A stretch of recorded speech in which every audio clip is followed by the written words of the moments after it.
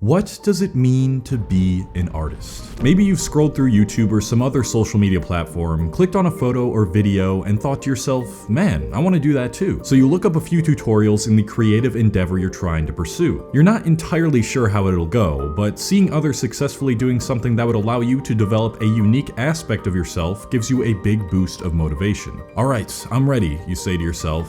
Now let's get to work. You gather the supplies you need, work tirelessly, and before you know it, you finish producing your very first creative project. It didn't quite turn out exactly how you wanted, but that didn't mean it was all for nothing, because you got something out of it. And that something was the feeling of reaching an untapped reservoir of self-discovery and expression. Some days go by and you've tried your best to practice your creative process. You've made a decent bit of progress, and the hope and motivation you had at the start is still there, but ever fleeting. And that's because you've come to the daunting realization that in order to keep doing this, you'll either need a lot more time or you'll need to turn this into your career. But this plurality of options is really just an illusion. The fact of the matter is, the only way you can create more time is if you are making more money, and the only way to make more money is to start to try and make a profit off of this new path of artistry. And so you're stuck in a stalemate. Do you continue to pursue this path of creativity, but transform its intentions to be profit-based, or do you give up on it completely until you retire or find some other way to create more time? These are some of the struggles that myself and millions of other artists around the world are now facing.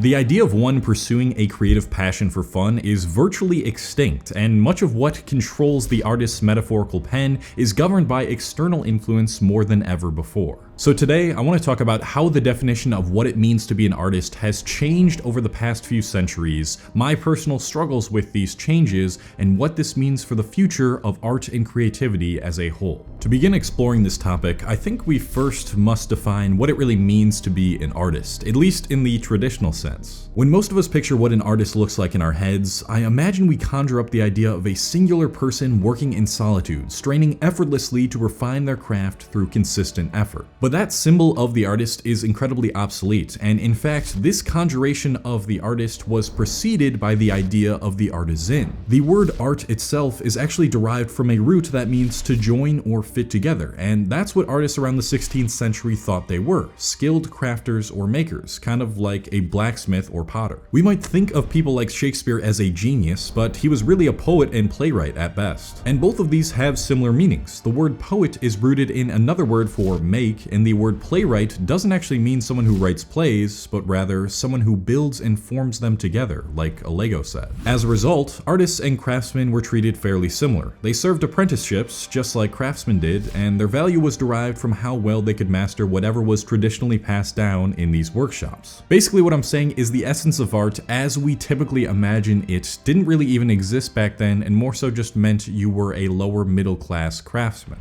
But all of this began to change starting in the late 18th and early 19th centuries. When the age of Romanticism emerged, this is when the artistry we usually associate with art started to form, from Beethoven's sonatas to Kierkegaard's existential philosophies to Goethe's poetry verses. As traditionalism started to break down and the educated class started to secularize, aka move away from religion, individuality and originalism were revered. Now it was considered cool to break the rules and do your own thing while exploring spiritual prestige through creative expression. It was a way to try and symbolize the indescribable, to free yourself from bodily quarrels and venture into the depths of one's own unconscious. In fact, the first recorded use of the term fine arts, or those arts which appeal to the mind and imagination, was first recorded in 1767. This term marked an important shift in the concept of art and artists as a whole, from one of deliberate, difficult handiwork reserved for the average to one of creative, individualistic expression reserved for the elite. And thus, the artist as the solitary genius we think of them to be was now amongst the aristocratic class.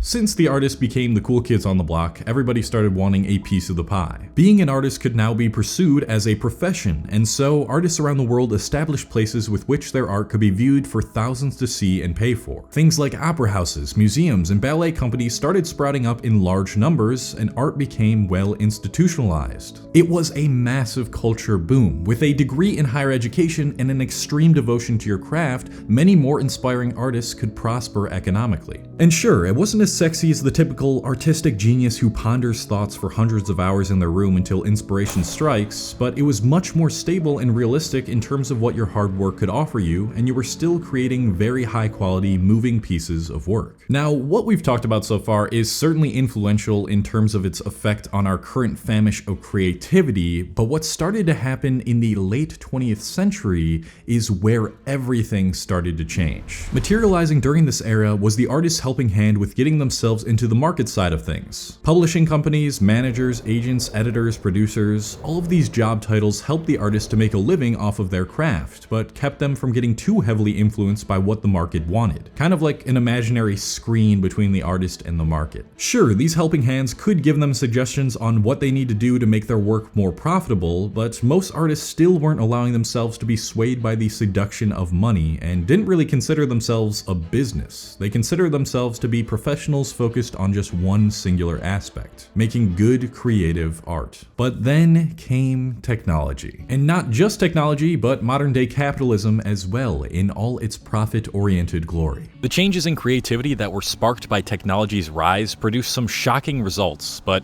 what's even more shocking is how much of my personal information is now online for anyone to find. And that is why I now protect myself from these data breaches using the sponsor of today's video, Aura. I recently did a search of my name on Google and found out that Whitepages has my old address, and I'm also pretty sure some of these sites have my number, which is really creepy. This information is accessible because of data brokers who profit by selling your information to robocallers, telemarketers, spammers, and anyone else that wants to learn more about you. Think of data brokers as shapeshifters who can teleport themselves through your hypothetical door of information and unlock it from the inside. Kind of like this. Hey, what the hell? What Aura will do is they identify data brokers that are exposing your information and automatically submit opt-out requests on your behalf. They'll even opt you out of junk mail and telemarketing lists. They also monitor your emails and passwords to see if they were involved in a data breach and exposed on the dark web and give you recommendations on what to do. Aura's app also offers a VPN, password manager, real-time credit, identity theft protection, basically every internet protection service you could want all inside one app, which is much cheaper than if you were to pay for all of these things individually. Right now, they're actually offering viewers of my channel a free 14-day trial. So if you're interested in seeing just how much of your private information is being exposed online, which might be a lot more than you think, and getting protection against it, then you can go to aura.com/ColeHastings, which is also the first link in the description, or you can scan that QR code that you see on screen right now. Now, let's get back to the video. Try studying art in a way that professionals did in the early to mid 20th century just to get a degree and become an apprentice, and you'll more than likely find yourself in a very steep financial predicament. It surely is not enough to simply just be an artist in our postmodern world. No, you must be a creative entrepreneur, or a creative as I commonly refer to myself to, and dive into the realms of marketing, scaling, networking, and producing. I remember when I first started my website for my fitness coaching back in 2018. With my computer science skills, I decided to code my website from scratch. Then I set up the payment system. Then I had to use marketing skills to promote it on social media and reach a wide enough audience. And finally, I had to convince a potential customer why they should buy my product using copywriting skills. These occupations that were typically reserved for many individuals now must be undertaken by just one individual when first starting out with their creative endeavor. Unless you were lucky enough to inherit money or you're wealthy enough to hire multiple people immediately. So why is this important in relation to creativity? Well, the focus of one's creative pursuits becomes less geared towards the actual work itself and more towards the packaging and metrics of the work. More succinctly put by William Deresiewicz in his article The Death of the Artist and the Birth of the Creative Entrepreneur, what we see in the new paradigm, in both the artist's external relationships and her internal creative capacity, is what we see throughout the culture, the displacement of depth by breadth. This follows what I explained in my video on Gen Z when I talked about a lack of depth in regards to just about all aspects of human connection in the present day Western world, with creativity being one of them. This lack of depth reflected by our culture that has mostly been created by mass media and technology requires each creative to be agile, flexible, and ever evolving, instead of being able to rely on just being the best at one thing. And this undoubtedly is affecting the art itself that we both create and consume. As I was scrolling through my IG Reels recently, I came across a really impressive video made by the film director Adrian Purr, where he was explaining all the various jobs and job titles he's had over the years. I'm a full-time film director, photographer, creative director, and co-founder of a few companies and whatnot, mainly video production, digital marketing, and now food. And all of that was a really great way to showcase what I'm talking about here, but what really struck a chord with me was what the top comments said. I'm so sick of the lack of individuality in creatives in social media today. We're headed towards a creative singularity, where only things that align with trends get any reach anymore, and only people who are staying in the box are finding success. Effort, creativity, and skill are not rewarded with more reach on these platforms. We need to change that, and soon. I don't think I could have said it any better myself, and this creative singularity, as they called it, contributes to the modern artist's or creative entrepreneur's daily struggle. The value of my work constantly seems to be tied to how much the algorithm pushes it out, and not to how fulfilling it was for me or how moving it was to others. Since YouTube is my job, I don't have the luxury to create art for art itself. It has to be made for the algorithm. And very regularly, what gets pushed in the algorithm has nothing to do with creativity and everything to do with following a formula. And let me tell you, that formula becomes addicting. Because when you see that immediate feedback in the YouTube studio telling you how well a video is doing comparatively to your last 10 videos, you don't start thinking to yourself, oh boy, now I'll create something unique that really comes from my heart. You start to think, let me constantly replicate what is externally rewarded, even if it doesn't let me flex my creativity because it gets me more followers and more money, the thing that most young people in modern society value nowadays. Actually, when I was writing the script for this video in my apartment's lobby, I got some validation for what I just described here. One of my friends who lives in the same building as me, who is actually a YouTuber himself, Nick White, came down to talk about the success of one of his recent videos. And he said to me, yeah, I basically just sat down, wrote for 10 minutes a quick script on ChatGPT, which is a topic that has been shown to do well on his channel, and the video is doing so well now. I put in almost no effort, and it feels so good to see just how many views it's already gotten. You see what I'm saying here? The whole creative aspect of being a creative is being sucked dry by what the algorithm promotes. And this positive feedback loop produces more creatives who don't feel like trying and just feel like appealing to that algorithm. Because if you aren't being rewarded for more effort, then why put in more effort? Again, the packaging, the marketing, or the formula of a piece of content matters much more than the value or depth of that content itself. Most art is no longer about becoming a master craftsman like the early days of the artisan, nor about philosophical and cultural expression like the artistic genius, but has rather been boiled down to creating a copy of a copy of a copy that appeals to trends and profits. Now I'll admit, up until this point in the video, my taste for the current trend of creativity has been that of bitterness, but I'd be foolish to say there aren't many more upsides to getting this level of reach. Unlike the starving artists of the past generations, almost anybody with a phone and an internet connection can now be discovered and use their art to make a living thanks to social media. I'm incredibly grateful that I have the opportunity to take advantage of such a system and do what I love, which is make videos while getting to call it my job. And I've discovered and networked with so many talented artists thanks to this system as well. But when anyone can get discovered, it doesn't mean that who gets discovered is always the one who has real creative talent, who has spent thousands of hours mastering their craft. And more often than not, it seems like the creatives who actually spend many hours on their content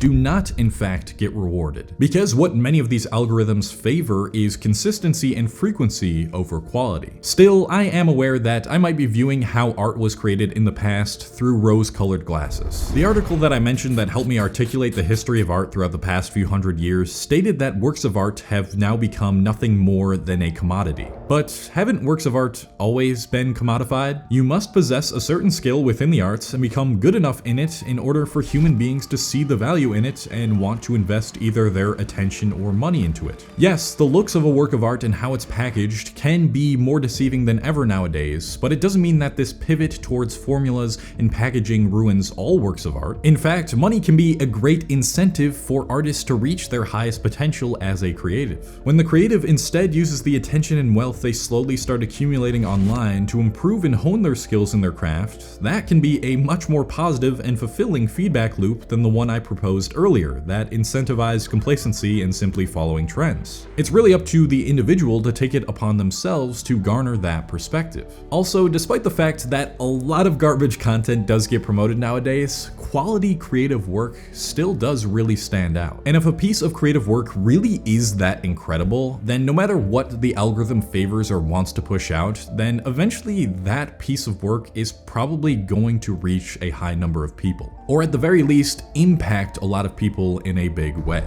And maybe the author of that article thought that all creatives during that romanticist age were really just happily vibing and creating super dope, unique, original art pieces without any pressure, but they could have been complaining in a similar way that I've been complaining in this video. Maybe they wanted a way for the entire world to potentially be impacted by their work, even if it meant money would play a bigger factor, in a similar way to how I wish my fulfillment and happiness with my content wasn't so tied to money. After all, we frequently want what we cannot have. The reason I'm trying to convey my arguments against what this article stated as fact isn't just because these are thoughts that I've conceived that I want to consider, but also to show you that thinking for oneself is another integral part of creativity. It requires you to not just blindly accept whatever it is you are presented with and actively challenge it. And that absence of challenging that we are now seeing that I talked about in my Rise of NPCs video is another symptom of the depthless, low-grade, mindless content we consume today. But besides the last statement I just explained, why is any of this important anyways? Why am I, as a self-improvement type of YouTuber, talking about the history of art and the importance of being creative? Well, it's because I fear that young people will miss out on the greatest form of self-actualization of all. The self-actualization that comes from wanting to improve your craft of choice that leads to experiencing life as deeply as one can. And I don't think that can really be achieved unless you get so lost in different works of inspiring art, like real inspiring art that clearly took thousands of hours of working in private just to get to that level of production and start to convey that expression of the human condition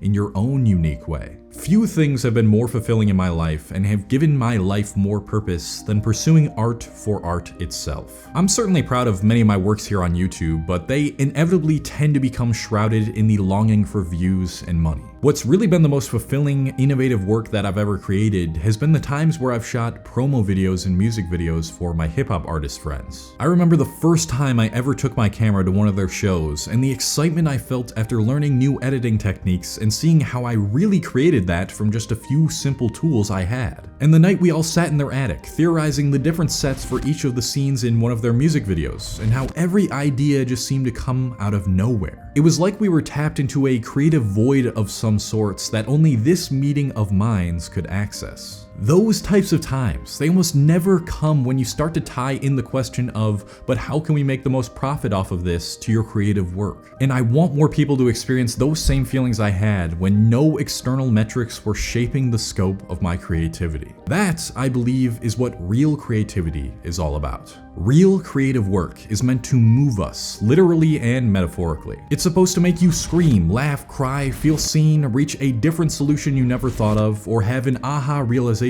that was otherwise inaccessible. It's not about following trends or formulas, but rather creating the trends and formulas that people will start to follow. The mental suffering and vulnerability that creativity demands when you're spending those arduous hours trying to perfect your piece of work, only to realize that the imperfections within it are what really makes it moving and gives it emotion, is unlike any other experience this realm of consciousness can offer. And I think more and more people are starting to yearn for that creativity that has been severely lacking since the birth of social media. I'm already seeing thumbnails and titles that break the current trends and rules of YouTube get promoted, and slower, more thought out, high quality pieces of content are getting pushed as well. But even if you don't plan to join in on social media's creative revolution, you can do your part in shifting the culture of creativity on your own. Whatever you've been longing to get better at through consistent practice that will allow you to express different aspects of yourself, which is possible for everybody watching this video,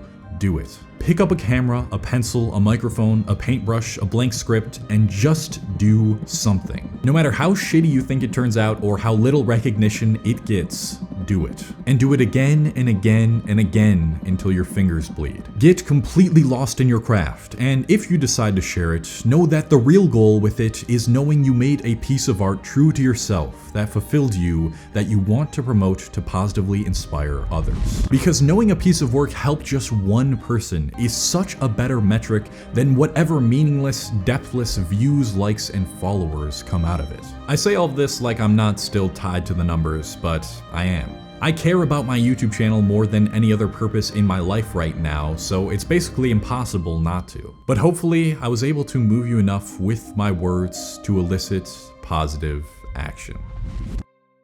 Thank you very much to all my patrons on Patreon who are helping to support my work here on YouTube. The link is in the description to that. You can also talk to me one-on-one over the phone on there if you've ever wanted to do that. And if you liked this video essay, you'll probably like all my video essays on modern issues, which I will link right here. You can watch the whole playlist right here. Go check it out. I hope you enjoy it. And thank you for watching the video till the end. Peace.